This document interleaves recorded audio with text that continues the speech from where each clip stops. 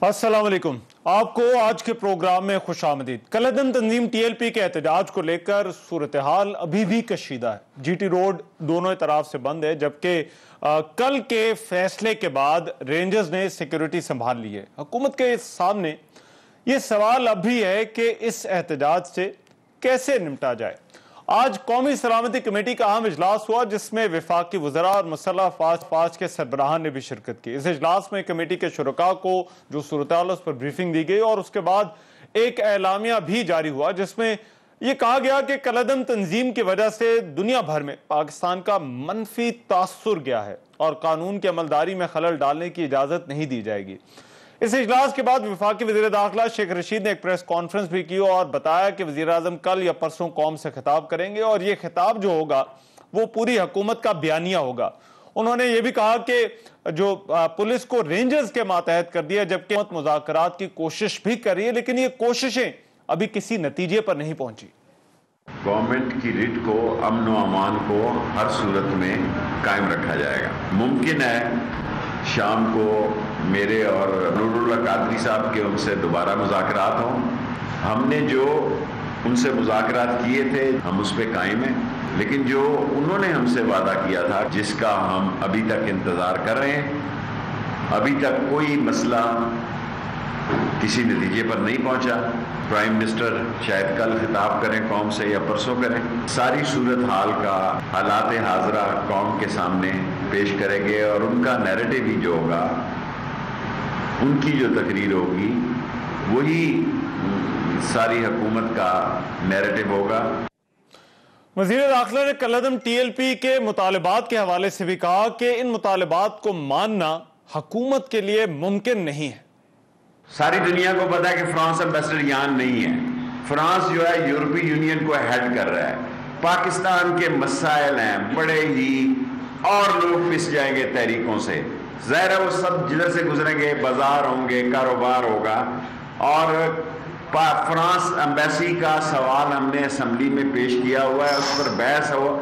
ज़ाहिर अपोजिशन उसमें नहीं आएगी, उसमें वोटिंग वो क्यों करेगी? सो मसला हमें फिर वहीं फंसा रहेगा। हॉलैंड का मिला के ये 7वीं दफा इस्लामाबाद आ रहे हैं। सो हुकूमत की भी कुछ जिम्मेदारियां हैं। या बच्चे स्कूल जा रहे हैं या कारोबार के लिए लोग निकल रहे हैं। सारे लोग पिंडी से इस्लामाबाद की तरफ आ रहे हैं, इस्लामाबाद से पिंडी की तरफ जा रहे हैं। लोगों को रास्ते की तकलीफात ही नहीं बल्कि बहुत बड़े मसाइल पैदा हो रहे हैं। हुकूमत को इस मामले को किस तरह से हल करना है, उसकी हिकमत अमली क्या है, इस बारे वफाकी वज़रा के जो बयान है उन पर भी बड़ी तनकीद हो रही है कि हुकूमत वाज़े नहीं है कि उसने इस मामले को किस तरह से आगे लेकर चलना है। पिछले चंद दिनों में मुज़ाकरात करने या ना करने, टीएलपी के साथ मुआहदों और इस तंजीम के साथ निपटने के लिए जो हिकमत अमली है, उस हवाले से तहरीक इंसाफ के रहनुमाओं और वज़रा के जो चंद बयान हैं उन पर जिन पर तनकीद हो रही है, वो क्या बयान है जरा आपको दिखाते हैं। अपोजिशन इसी मामले को लेकर तनकीद करे कि हुकूमत कंफ्यूजन का शिकार है, इसीलिए वज़रा मुतज़ाद बयानात दे रहे हैं। कलअदम टीएलपी के साथ मुज़ाकरात करने हैं या नहीं, और इस मामले को किस तरह से हल करना है। एक वजीर मुज़ाकरात कर रहा है, दूसरा वजीर उस मुज़ाकरात की खबर देने पर टीवी स्टेशनों को बैन कर रहा है। एक वजीर कहता है कि टीएलपी बैंड नहीं है, प्रोस्क्राइब्ड है। ये टीएलपी वही जमात है जो बाई इलेक्शन भी लड़ी है, अभी कैंटोनमेंट बोर्ड के इलेक्शन भी लड़ी है। उस वक्त प्रोस्क्राइब्ड नहीं थी। जब आप उससे मुज़ाकरात कर रहे हैं उस वक्त प्रोस्क्राइब्ड नहीं थी। जो सिचुएशन है मौजूदा हुकूमत, मुझे नहीं लगता कि ये अपनी टर्म पूरी करेगी, क्योंकि इनके इलेक्शन जो है वो टर्म पूरा करने वाले हैं ही नहीं।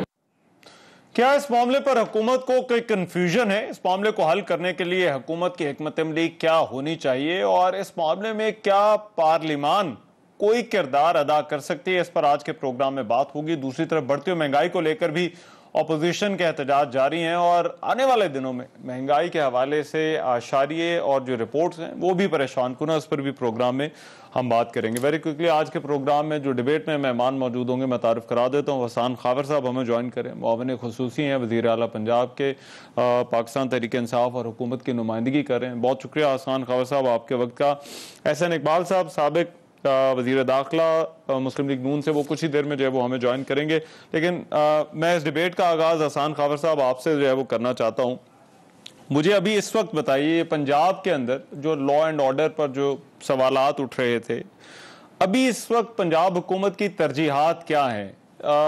ये लॉ एंड ऑर्डर किस तरह से इंश्योर करना है, और फिर ये कि ये मामला जो है वो मजीद वायलेंस इसमें ना आए या एस्केलेट ना करे, क्या कोशिश क्या है पंजाब हुकूमत की? ये जरा कोई थोड़ा जरा अपनी तरजीहात के बारे में बताओ और सूरत हाल के बारे में भी बताइएगा।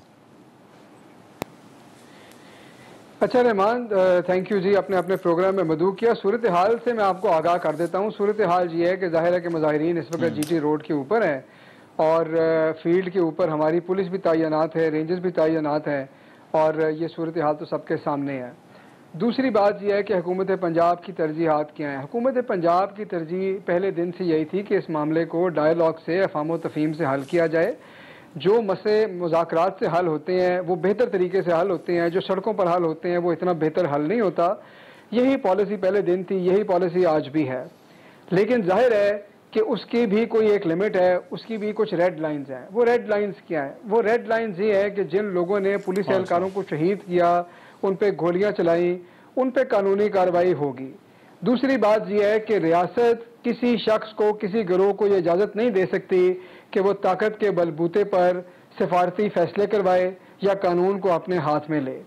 तो ये बात बड़ी क्लियर है, और अगर हर मुमकिन कदम के लिए हुकूमत तैयार भी है, लेकिन कोशिश आखिरी दम तक ये है कि इस मसले को मुज़ाकरात से हल करें, और वो ज़्यादा अहसन तरीका है। तीसरी इसमें एक असूल की बात है, और असूल की बात देखें ये है कि नबी करीम सल्लल्लाहु अलैहि वसल्लम से जो हमारी अकीदत है, ये दिलों को बांधने वाला जज्बा है।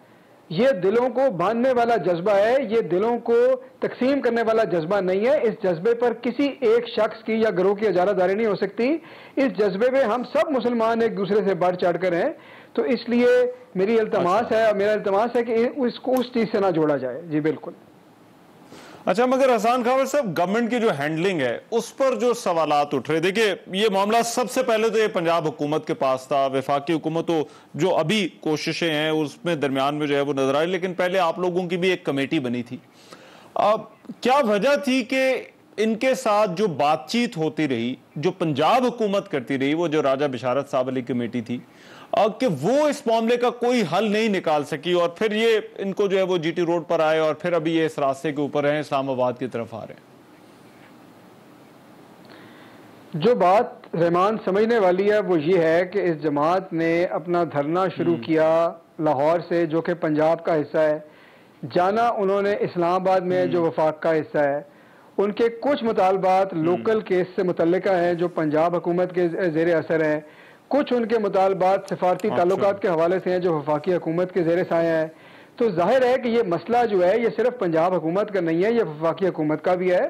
तो इसमें जो बात चलाने वाली है कि पंजाब की हुकूमत और वफाकी हुकूमत इसमें मिलजुल कर हम आहनगी के साथ ये इसको डील कर रही है। अच्छा। और हमारी रोज उनसे बातचीत हो रही है, और इस मसले पे हमारी जॉइंट स्ट्रेटजी और हमारी नजर है। तो ये मसले की नौयत ऐसी है कि ये सूबाई मसला नहीं है सिर्फ। नहीं, मगर आपकी बातचीत जो है वो बन क्यों नहीं सकी थी? इनको क्यों कायल नहीं कर सके या इनको कन्विंस नहीं कर सके? या आपके जो मुज़ाकरात है, जो पहले वज़ीर आला साहब ने कमेटी बनाई थी, वो उसके मुज़ाकरात क्यों कामयाब नहीं हुए थे? देखिए, वजह मुज़ाकरात कामयाब ना होने की एक कमेटी या दूसरी कमेटी की तो एक ही वजह है ना, कि जो आपकी पोजीशन है। मुज़ाकरात में क्या होता है? मुज़ाकरात में दो पार्टियां सामने आती हैं, इश्यूज के ऊपर पोजीशन लेती हैं, गिव एंड टेक होता है। जाहिर है कि वो जो चाहते हैं स्टांस लेना, अगर वो हुकूमत नहीं करना चाहती या नहीं कर सकती, उसी नहज में मुज़ाकरात फेल होते हैं। फिर किसी ना किसी पार्टी को एडजस्ट करना पड़ता है। ये तो बेसिक सी बात है। अब जो आप कह रहे हैं कि पहली कमेटी के क्यों फेल हुए या दूसरी कमेटी के क्यों हुए या डेडलॉक क्यों हुआ, उसकी वजह तो सबके सामने इस वक्त है, और वो है सिफारती ताल्लुकात के। रियासत इस बात की इजाजत किसी एक शख्स या गिरोह को नहीं दे सकती कि वो डंडे के या ताकत के जोर पे आपकी सिफारती पॉलिसी को डिक्टेट करने लग जाए। अगर ऐसे होने लग जाए तो फिर तो पाकिस्तान की सिफारती पॉलिसी का अल्लाह ही हाफिज है। दूसरी बात इसमें यह है कि इसमें कुछ मामलात ऐसे हैं जिसके ऊपर कानून का वज़ा करदा तरीका है, उसमें कोई इंतजामी फैसले नहीं हो सकते। वो कानून के मुताबिक उनका हल ढूंढा जा सकता है। अच्छा, ठीक है। मैं एहसन इकबाल साहब साथ आ गए। एहसन इकबाल साहब, बहुत शुक्रिया। आप सर वजीर दाखिला रह चुके हैं, खुद आपने इस सूरत हाल को देखा भी है। जब ये TLP का जब पहला एहतजाज जब हुए थे, क्या जो आप लोगों की सूरत हाल थी उसमें और आज की सूरत हाल में कोई फ़र्क है? और फिर ये जो दो रास्ते जिनकी बात की जा रही है, एक डिबेट है, एक बहस है कि जी या ताकत का इस्तेमाल है या जो है वो मुज़ाकरात करने हैं, हुकूमत को क्या करना चाहिए, क्या करना चाहिए आपकी नज़र में हुकूमत को? अब जो हमारे दौर में हमने का सामना किया था, उनका तो किसी भी तौर पे मौजूदा सूरत हाल से मुवाजना नहीं किया जा सकता। It is like comparing apples with oranges. जब उस वक्त धरना हुआ था तो उसके पीछे एक मकसद था हुकूमत को डिस्टेबलाइज करना। आपको मालूम है कि मीडिया पे रनिंग कमेंट्री चल रही थी पूरे धरने की, हम उसको ऑफ एयर नहीं करा सकते थे। इसी तरह जो उस वक्त ऑपोजिशन थी PTI, वो पूरी तरह उस धरने की पुष्ट के ऊपर खड़ी थी। उसके कारकुन शामिल थे, उनके परचम लेके शामिल थे, उनके लीडर उन मुजाहरों के अंदर शरीक हो रहे थे। तो वो एक अलहदा पस मंजर था और उसमें जो हमारे रियासती इदारे थे वो भी इसी बात पर जोर दे रहे थे कि बातचीत के जरिए मसले को हल करें। अच्छा, अब जो है सूरत हाल यकसर मुख्तलिफ है। देखिए, ना तो मीडिया किसी किस्म की गैर जिम्मेदारी का मुजाहरा कर रहा है, ना अपोजिशन किसी किस्म की गैर जिम्मेदारी का मुजाहरा कर रही है, और रियासती इदारे भी हुकूमत की पोस्ट के ऊपर हैं।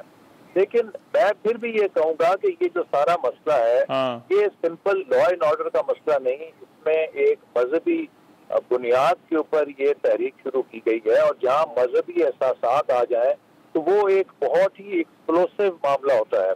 असल में देखिए, हुकूमत ने जब नवंबर में ये मुआहदा किया तो क्या वजारत खारजा से इन्होंने उस पर इनपुट ली थी? क्या इन्होंने सिक्योरिटी इदारों से कोई इनपुट ली थी? उस वक्त एक नहायत ही गैर जिम्मेदारी का मुजाहरा करते हुए इन्होंने एक मुआहदा कर लिया जिसपे वज़रा ने दस्तखत किए। अच्छा। अब दूसरा फरीक हक बजाने में आपसे ये तकाजा करने में कि जनाब आपने ये मुआहदा किया था, अब आप इसे पूरा करें। अच्छा, फिर उस मुआहदे को करके ये सो गए। भाई, अगर आपने उसमें ये अंडरस्टैंडिंग की थी कि आपने पार्लियामेंट में इस मसले पे बहस करानी है, तो नवंबर में आपने मुआहदा किया, दिसंबर, जनवरी, फरवरी, मार्च आप उसे पार्लियामेंट में ले आते, जेरे बहस ला के मामला खत्म हो जाता। अच्छा। अब अप्रैल में दोबारा एक मार्च हुआ, धरना हुआ, वो बहुत खूनी हुआ। उस वक्त फिर एक मुआहदा किया और पार्लियामेंट में बहस करा के कहा कि अब मामला रफा हो गया, लेकिन अब हम इस तंजीम को सुप्रीम कोर्ट में ले जाके कालादम करार दिलवाएंगे। फिर आप 6 महीने के लिए सो गए, आपने कुछ नहीं किया। मैं समझता हूँ कि ये हुकूमत का फर्ज था कि इस मसले की संगीन को देखते हुए अप्रैल के बाद मुल्क के उलमाए कराम थे, जय्यद उलमा मशाइख थे, उनको बीच में डालते थे, उसके बाद इस मसले को डिफ्यूज करते। देखिए, ये जो मनाजिर अब निकल रहे हैं, ये पाकिस्तान के दुश्मनों को बहुत बड़ा एमोनेशन दे रहे हैं कि वो पाकिस्तान को एक गैर मुस्तहकम रियासत के तौर पे दुनिया के सामने पेश कर सकें। हम कोई एक ऑर्डिनरी रियासत नहीं है, हम एक ऐसी सलाहियत नहीं सर, वो बिल्कुल सही बात। लेकिन मुझे एक जो है वो और बात बताइएगा कि ये जो पार्लियामान वाली ऑप्शन है, आपने भी क्योंकि इसका जिक्र किया, आज शेख रशीद साहब से पूछा तो उन्होंने कहा कि हम पार्लियामान में ले आते लेकिन ऑपोजिशन वॉकआउट कर जाती और फिर ये मामला जो है वो वैसे का वैसे ही जो है वो वहां पर आ जाता। तो क्या पार्लियामान का इसमें कोई किरदार हो सकता है इस मामले के अंदर, या ये इशू पार्लियामान के अंदर लाकर इस पर जो है वो डिबेट हो सकती है?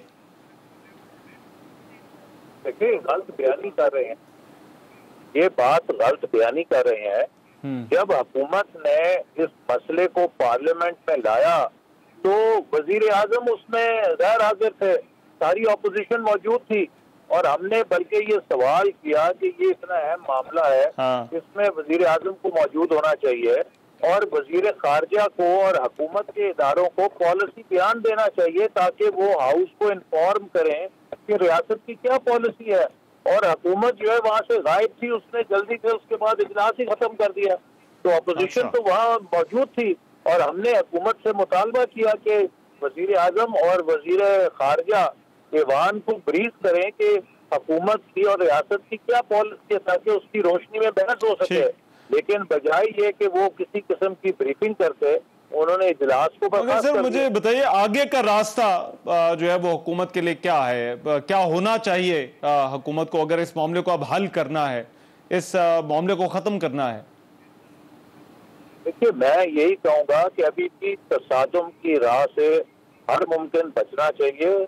अगर नागुज़ीर हो तो मैं कह नहीं सकता, लेकिन वजीर आजम एक ऐसी पोजीशन में है कि ये किसी से बात करना ही अपनी तौहीन समझते हैं। उससे हुकूमत ताकतवर होती।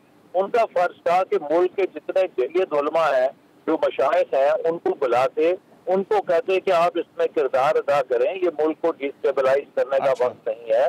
इस मामले को किसी तरह रफा दफा किया जा सकता था, लेकिन हुकूमत की तो आप देखिए रोजाना बयान बदलते हैं। एक वक्त में ये कह रहे होते हैं कि हम मुज़ाकरात करेंगे, दूसरे वक्त में कहते हैं कि हम बिल्कुल किसी किस्म के मुज़ाकरात नहीं करेंगे, फिर तीसरा वज़ीर आके कहता है कि जो मुआहदा हुआ वो वज़ीर आज़म के इल्म में नहीं था, चौथा आके कहता है नहीं वज़ीर आज़म शुरू से हुआ था। तो अभी तो आपने कहा मिस हैंडल किया है। मिस हैंडल तो बड़ा पोलाइट लफ्ज है। मैं समझता हूँ कि ये अब हाईएस्ट दर्जे की नाअहली और नालायकी है जो हुकूमत ने जिसका मुजाहरा किया।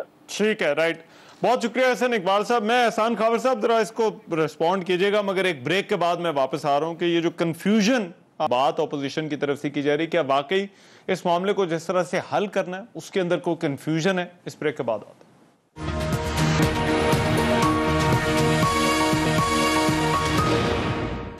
ब्रेक के बाद प्रोग्राम में एक मरतबा फिर से खुशामदीद।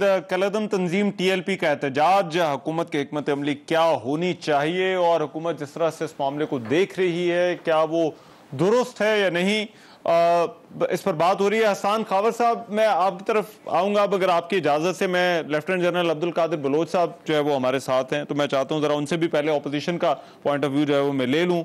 जनरल साहब, ये आप मामला जो है वो देख रहे हैं, इस वक्त जो सूरत हाल है, जिस तरह से इस मामले को हैंडल किया जा रहा है, क्या हुकूमत ठीक तरह से हैंडल कर रही है इस मामले को? यही ऑप्शंस हैं हुकूमत के पास या कुछ और भी?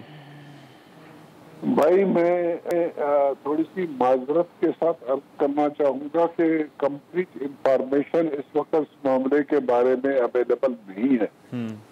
प्रिंट मीडिया में भी और इलेक्ट्रॉनिक मीडिया में भी सही खबरें नहीं आ रही हैं कि हुकूमत क्या करना चाहती है। सिवाय इसके कल हमने सुना था कि वो सख्ती करना चाहते हैं, कोई कंप्रोमाइज की मूड में नहीं है और उनके किसी डिमांड को, जो उनके एक्सट्रीम टाइप की डिमांड है, उसको मानने के लिए तैयार नहीं है। बातचीत के लिए गवर्नमेंट तैयार है, इसमें कोई शक नहीं है।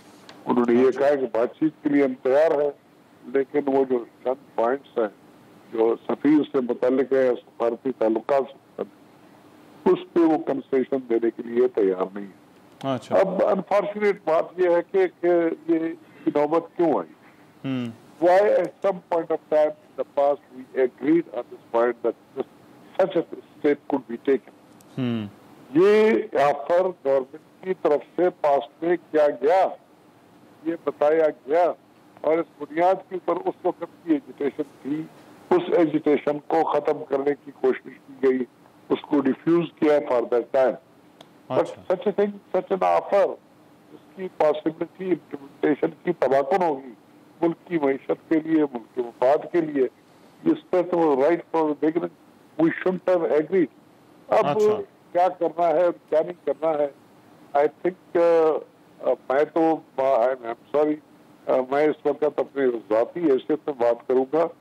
This has become a very serious national problem और ये नेशनल प्रॉब्लम को नेशनल लेवल पे हैंडल करने की रिक्वायरमेंट है।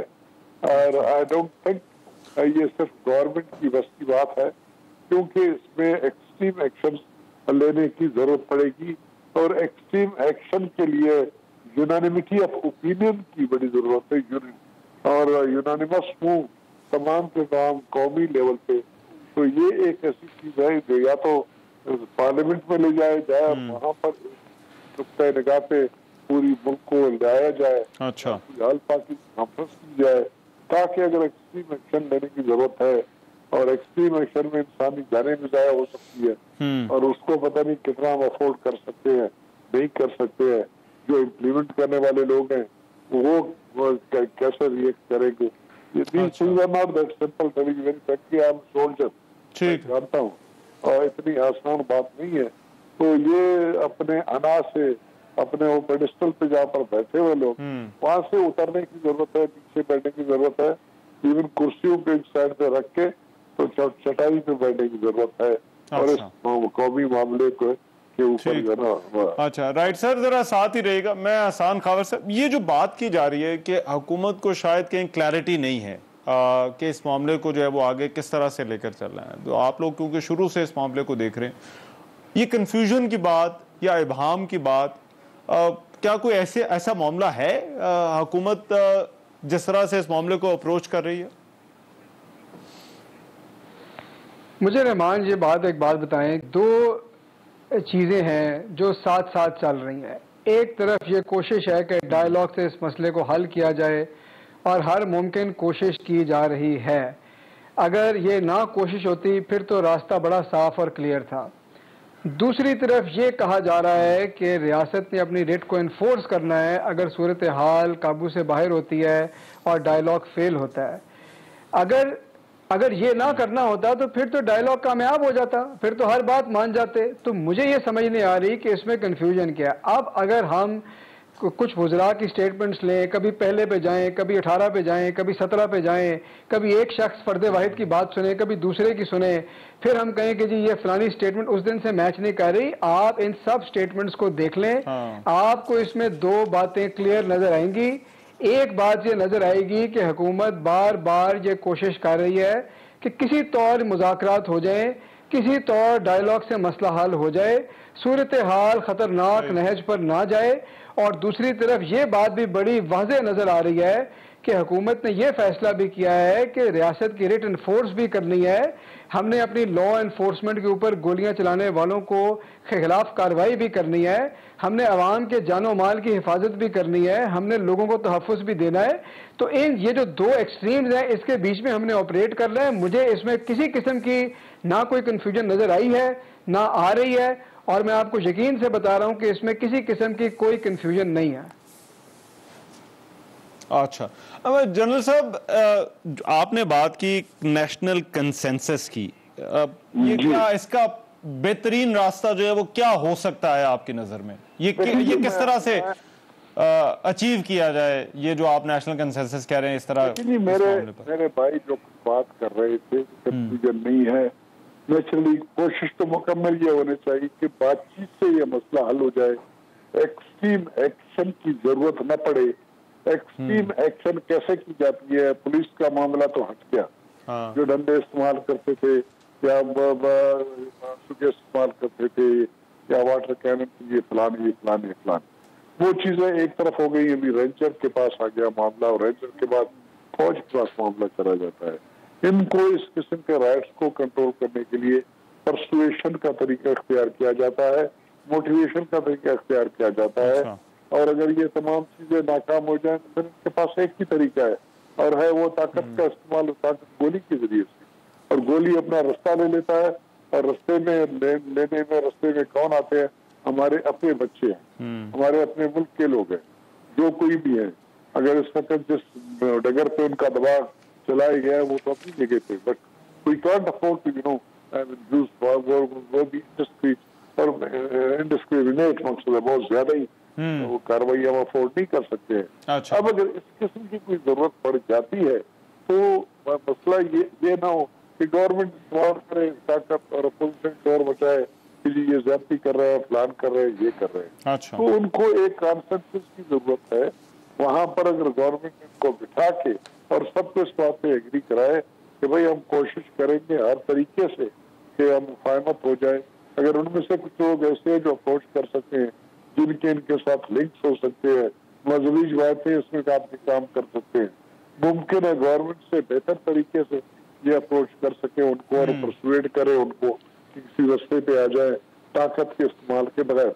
लेकिन अगर मजबूरी हो जाती है तो फिर उस ताकत के इस्तेमाल के पीछे फिर पूरी कौम की फोर्स होनी चाहिए। अच्छा, ताकि ये गिले की गुंजाइश ना हो, ये मेरा फीडबैक। मैं इसमें हसन खावर साहब, देखिए ऑप्टिक्स बड़े ज़रूरी होते हैं और अब्दुल कादिर बलोच साहब जो बात कर रहे थे कि एक ऐसा इशू जिसके ऊपर पॉलिटिकल कंसेंसस जो है वो आपके लिए हेल्पफुल हो सकता है। अब मैं आपकी बात से मैं एग्री करता हूँ कि इसको शायद ब्लैक एंड वाइट में इसको नहीं देखा जा सकता, ये ऐसा पेचीदा मामला है और रियासत के लिए जो है या हुकूमत के लिए भी पेचीदा होता है, लेकिन ये पॉलिटिकल कंसेंसस जो है ये आपको लगता है कि इस वक्त इसकी ज़रूरत है हुकूमत को और पॉलिटिकल पार्टीज़ को भी जो है वो कहीं ना कहीं इस मामले पर जो है वो एंगेज किया जा सकता है, और ये भी ऐसे मौके पर क्योंकि एक बड़ा मुतालबा जो है जिसका बार बार हवाला दिया जाता रहा वो यही था कि जी कि इसको पार्लियामान के अंदर लेकर आए, ये रेफरिंग टू द मुआहदा जिसका जिक्र हो रहा है। रहमान, दो बातें जो अब्दुल कादिर बलोच साहब ने की, मेरा नहीं ख्याल कि कोई भी समझदार आदमी उससे इख्तलाफ कर सकता है, ये इनकी बातें बड़ी मुनासिब हैं। पहली बात यह है कि हर मुमकिन कोशिश डायलॉग की होनी चाहिए, मैंने भी यही कहा, वो भी यही फरमा रहे हैं, किसी को इससे इख्तलाफ नहीं है, एक बात तो ये। और दूसरी बात उससे भी अहम है कि अगर खुदा ना खास्ता ताकत का इस्तेमाल करना पड़े तो वो एक पार्टी या वन साइडेड नहीं होना चाहिए, पूरी कौम का ये फैसला होना चाहिए। इस बात पर भी मैं उनसे बिल्कुल मुत्तफिक हूँ, मेरे ख्याल में ये बहुत ही दानिशमंदी की बात है। अब आता है पॉलिटिकल कंसेंसस। देखिए कंसेंसस कैसे बनता है? कंसेंसस ऐसे बनता है कि जब हुकूमत एक इशू के ऊपर खुद समझे कि ये हमारी पोजीशन है और उसके बाद, और वो अहम इशू है और ये सिर्फ इंतजामी फैसला नहीं है, उसके बाद वो इसको लेके जाए और फिर बाकी पार्टियों से मुशावरत करे, चाहे वो पार्लियामेंट में हो चाहे वो पॉलिटिकल पार्टी से हो, और उसके बाद सारे एक पेज के ऊपर बैठें और फिर उस पर अमल दरामद हो। लेकिन अगर कुछ ऐसे इश्यूज हों जिसके ऊपर हुकूमत ही कन्विंस ना हो या कोई ऐसी पोजीशन हुकूमत लेना ही ना चाहती हो या हुकूमत के ख्याल में वो मुल्क के मफाद में ही नहीं है, तो उस पर हुकूमत कंसेंसस ना तो बिल्ड कर सकती है और ना बिल्ड करना चाहिए, क्योंकि पहली बात तो हुकूमत का अपना सोच विचार है ना। तो ये जो सिफारती ताल्लुकात वाला मामला है इसके ऊपर तो मौक़िफ़ वाज़ेह है कि इसकी इजाज़त नहीं दी जा सकती, और मेरा नहीं ख्याल कि इस इशू के ऊपर कंसेंसस बिल्ड करने की या तो गुंजाइश है या जगह है। लेकिन बाकी इन प्रिंसिपल तो इस बात पे कोई डिसएग्रीमेंट नहीं कि जो अहम इश्यूज हैं जिस पर हुकूमत ये समझती है और वो नेशनल इंपॉर्टेंस के मसले हैं, उसके ऊपर कंसेंसस होना चाहिए ताकि उसके ऊपर कोई पॉलिटिक्स ना हो और हम सियासी मफादात से ऊपर जाकर अपने नेशनल सतह के ऊपर ये फैसले करें।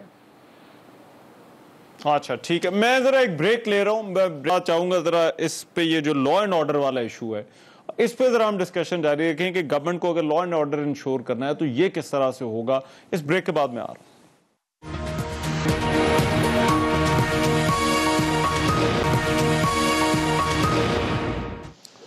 ब्रेक के बाद प्रोग्राम में एक मरतबा फिर से खुशामदीद। ये जो एहतजाज हो रहे हैं जीटी रोड पर जो है वो कलदम तंजीम तहरीक लबैक पाकिस्तान का एहतजाज है, हुकूमत को इससे किस तरह से निपटना चाहिए, हिकमत अमली क्या होनी चाहिए, इस पर बात हो रही है। और लॉ एंड ऑर्डर के हवाले से बात हुई। जनरल रिटायर्ड नईम खालिद लोधी साहब जो है वो इस वक्त हमारे साथ हैं।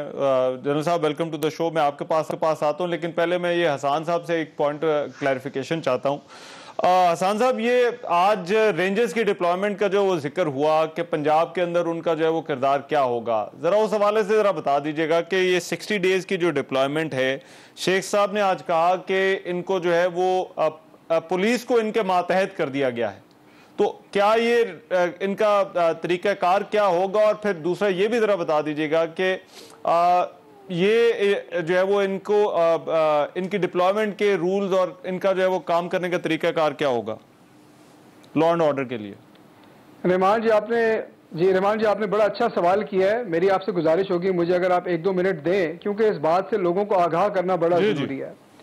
पहली बात तो ये है कि जो रेंजर्स को कॉल किया गया है ये आइन के आर्टिकल 147 के तहत किया गया है।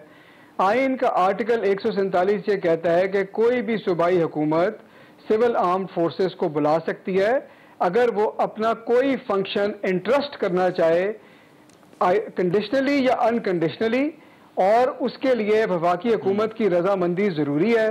उस आइन के आर्टिकल के तहत ये रिक्वेस्ट की गई और वफाकी हुकूमत ने उससे रजामंदी जाहिर की और अप्रूवल दी। ये पहली चीज़ है। दूसरी चीज़ ये है कि उनको जो पावर्स दी गई, ATA सेक्शन 4 और सेक्शन 5 की पावर्स दी गई। मीडिया में ये बात आई कि जी गोली चलाने की पावर, ये पावर ATA के सेक्शन 5 में मौजूद है, लेकिन उसके अंदर उसकी बहुत सारी टर्म्स एंड कंडीशंस दी हुई हैं कि ये किस सूरत हाल में होगी, ये लास्ट रिजॉर्ट होगा, वार्निंग दी जाएगी। अगर ये ऑर्डर देना हुआ तो कौन ऑर्डर देगा? एक ग्रेड 17 का अफसर जो है ये ऑर्डर दे सकता है। अगर खुदा ना खास्ता फायरिंग के नतीजे में कोई जख्मी हुआ या उससे ज़्यादा कोई सीरियस बात हुई, उसकी इंक्वायरी किस तरह से होगी? तो ये ATA का सेक्शन 5 ये सारी बात बताता है। तीसरी चीज़ इसके अंदर यह है कि हुकूमत पंजाब ने जब ये ख़त लिखा और वफाकी हुकूमत ने अपना कंसेंट दिया तो उसके साथ उन्होंने रूल्स ऑफ एंगेजमेंट भी दिए। वो रूल्स ऑफ एंगेजमेंट ये कहते हैं कि रेंज जो है पुलिस के साथ हुकूमत पंजाब के डिस्पोजल पे है और हुकूमत पंजाब ये आर्टिकुलेट करेगी, मैं ये कोट अनकोट कहना, आर्टिकुलेट करेगी होम डिपार्टमेंट के थ्रू कि ऐसे इस्तेमाल करना है। तो ये बहुत सारी टर्म्स एंड कंडीशंस हैं और ये हुकूमत पंजाब की सवाबदीद है कि उन्होंने रेंज कैसे इस्तेमाल करना है और पुलिस को कैसे करना है। तो ये मैं बात बिल्कुल वाज़े कर देना चाहता हूँ। अच्छा, ठीक है। मगर जनरल खालिद लोधी साहब, ये आप हुकूमत के पास क्या ऑप्शंस देख रहे हैं? ये रियासती हम सुनते हैं फ्रेज, रियासत की रेट को जो है वो बहाल करना है, हुकूमत को बहाल करनी है, ये इशू बड़ा हसास है। क्या वे फॉरवर्ड क्या होना चाहिए हुकूमत के लिए सर? देखिए जी, सबसे पहली बात तो ये है कि रिट जो है वो कहने से कभी इस्टेब्लिश नहीं होती और रिट एक दिन में इस्टेब्लिश नहीं होती। Writ over a long time जो हिस्ट्री होती है उसके मुताबिक इस्टेब्लिश होती है। अगर इससे पहले भी सड़कें बंद होती रही हैं, अगर छोटा सा क्राउड भी एक चारपाई के ऊपर लाश डाल के सड़क को बंद कर सकता है पूरे दिन के लिए, अगर ऐसे लोग दंदनाते फिरते हैं जिनका अच्छी तरह पता है कि इन्होंने बड़े बड़े जुर्म किए हुए हैं, तो रिट ऑफ द गवर्नमेंट तो ऐसे एक दिन में नहीं होती। इसके लिए आपको शो करना पड़ता है कि आपकी रिट है। उसके लिए क्या लवाजमात हैं? एफिशिएंट पुलिस सिस्टम और बहुत अच्छा प्रोसिक्यूशन सिस्टम, बहुत अच्छे आपकी कोर्ट्स और उनके जो प्रोसीजर्स हैं ताकि वो इमीडिएटली लोगों को सजाएं दें। तो ये इस हुकूमत की बात नहीं है, इस हुकूमत के सर पे नहीं थोपा जा सकता कि ये रिट ऑफ द गवर्नमेंट आज अगर कायम नहीं हो रही तो इनकी वजह से है। वो इस वजह से है कि ये अरसा पुलिस को पोलिटिसाइज किया गया, हर हुकूमत ने उनको अपने लिए इस्तेमाल किया, ना उनके टेन्योर मुकर्रर है, ना उनके और बाकी मामलात हैं। जब उनको हुक्म दिया कि जी आप मॉडल टाउन में ये चीजें कर दो, उन्होंने हुक्म की पासदारी की, जब क्लियर हो गए तो सबको जाके अदालतों में खड़ा कर दिया, जी तुमने लोगों को कत्ल कर दिया। तो ये ऐसे तो नहीं होता। अब ये जो सिचुएशन बनी इस पे मैं बात करता हूँ। पहली बात तो ये कि कोई ऑप्शन नहीं है सिवाय इसके कि हुकूमत की रिट अब कायम की जाए, और दूसरी बात ये है कि ये कायम कैसे होगी? ये ऐसे कायम नहीं हो सकती कि जी आप बंदूकें और तोपें लेकर इनके आगे खड़े हो जाए, उनको एक लाइन खाएं, जिनको कहें जी इसके आगे गए तो हम सबको मार देंगे। वो ये नहीं हो सकता। देखिए, सबसे पहले पॉलिटिकल कंसेंसस, सारे हेड्स ऑफ पार्टीज को बुलाएं, पॉलिटिकल पार्टीज को, उनको बताएं कि ये जो कह रहे हैं ना कि जी इसके पीछे बैरूनी ताकतें हैं और हमने देखा है कि सोशल मीडिया कहाँ से एमिनेट हो रहा है, इनको फंडिंग कहाँ से मिल रही है, एक बंद कमरे में उन सबको आप बताएं कि ये है, ताकि एक पॉलिटिकल कंसेंसस हो कि बाकी इसके अंदर खतरनाक लोग हैं, ये सब तो नहीं है। उसके बाद आपको एक रिलीजियस कंसेंसस की जरूरत है। ये देखिए, अगर मैं बात करूं ना कि इन्होंने लबादा ओढ़ा हुआ है इस्लाम का और असल बात कोई और है, आप कहें तो लोग नहीं मानेंगे। आप जो जय्यद उलमा है उनको इकट्ठा करें, यही मालूमात आप उनको दें और उनसे भी आप एक फतवा लें कि जी ये जो कुछ कर रहे हैं गलत कर रहे हैं। इनकी जो फंडिंग है उसको रोकें, इनके जो पीछे सोशल मीडिया की सपोर्ट है उसको रोकें, और उसके बाद अलग करें वो लोग जो अंदर आ गए हैं, जो कि दुश्मनों के एजेंट हैं, उनके साथ और तरीके से, हाँ, जिसने हथियार उठाया और फायर किया उसको फौरन गोली मारें, उधर मौके पे गोली मारें, उसकी अब इजाजत भी है और मेरा ख्याल उसका आपके पास इस्तेहकाक भी है। बाकी लोगों को आप ये कह रहे हैं कि सियासी इत्तेफाक राय प्लस उलमा को इसमें जो है वो एंगेज करना चाहिए इस मामले को हल करने का। अच्छा, और एक चीज अगर आप इजाजत दें ऐड करना चाह रहा हूँ, अगर आप इजाजत दें एक चीज ऐड करना चाह रहा हूँ, इनकी जो लीडरशिप है इनको तो इसके ये जिम्मेदार है, ये जितनी शहादतें हुई हैं उसके लिए इनके ऊपर एंटी टेररिज्म कोर्ट के अंदर मुकदमे चलाए जाए, इनको पकड़ ले और सजाएं दें ताकि आइंदा इस किस्म का काम कभी ना। और जो इनको कालादम, मैं सर एक ब्रेक के बाद अब आ रहा हूं जनरल, राइट, मैं जनरल कादिर बलोच साहब के ब्रेक के बाद आता हूं। इस बहस को समेटते हैं कि इस मामले में हुकूमत के पास आगे के रास्ते क्या हैं, इस मामले को किस तरह से जो है वो हल किया जा सकता है। इस ब्रेक के बाद आ रहे हैं।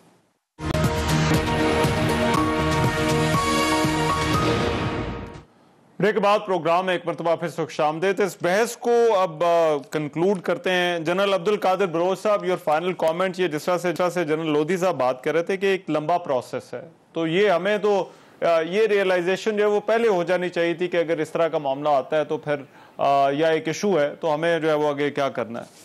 देखिए, जनरल लोधी साहब ने, दूसरे हमारे साथ हैं, सबका हमारी राय सबकी एक ही है, लेकिन इस वक्त एक इमीडिएट प्रॉब्लम है। हाँ, वो तो मीडियम टर्म है, लॉन्ग टर्म है, ये कार्रवाई करना चाहिए था, ये करना चाहिए, ये करें वो करें प्लान करें, वो बाद में देखें। इस वक्त मसला ये है कि वो दरियाई तनाब को पार कर रहे हैं, दरियाई झेलम की तरफ बढ़ रहे हैं और इस्लामाबाद की तरफ बढ़ रहे हैं, रास्ते बंद हैं, तमाम जिंदगी टोटली डिस्टर्ब हो गया है।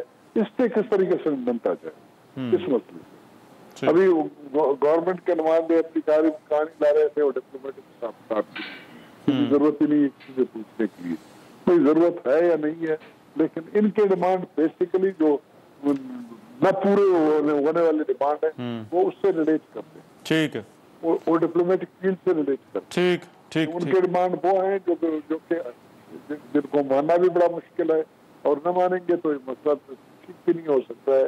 तो इसके लिए भी रिक्वायरमेंट है कि कम से कम तमाम के तमाम बैठे। बिल्कुल सही। मेरे पास टाइम जरा कम है, मैं सर जरा बाकी दोनों का जो जनरल मोदी ने पॉइंट बताया था बहुत ही इबारत था। अच्छा, वो उलमा को भी इन्वॉल्व किया जाता है, ठीक, क्योंकि मजहबी लिबादा से उन्होंने उड़ा हुआ है, मजहब की बात की जा रही, ठीक है, उनके जरिए से ब्रेक थ्रू हो। चले, मैं एफर्ट ये होना चाहिए जाने जाए ना। Right sir. मैं हसन खावर साहब वेरी ब्रीफली होपफुल है एज हुकूमत के नुमाइंदे के तौर पे कि ये मामला हल हो जाएगा। ये पहले जो है खैर आफियत से मजीद इसमें जो है वो कोई नुकसान नहीं होगा। रहमान, क्योंकि हम कोशिश कर रहे हैं तो कोशिश इसलिए कर रहे हैं कि हमें उम्मीद है कि इंशाल्लाह कोई रास्ता निकल आएगा, लेकिन मैंने आपको दूसरी तरफ की बात भी बता दी है। बहरहाल मैं समझता हूँ, मैंने पहले भी कहा है कि डायलॉग के दरवाजे खुले रहने चाहिए, खुले हैं, कोशिशें जारी हैं, और अल्लाह करे कि मुज़ाकरात से इस मसले का हल हो जाए। ठीक है, राइट। जनरल लोधी साहब, योर फाइनल कमेंट जी।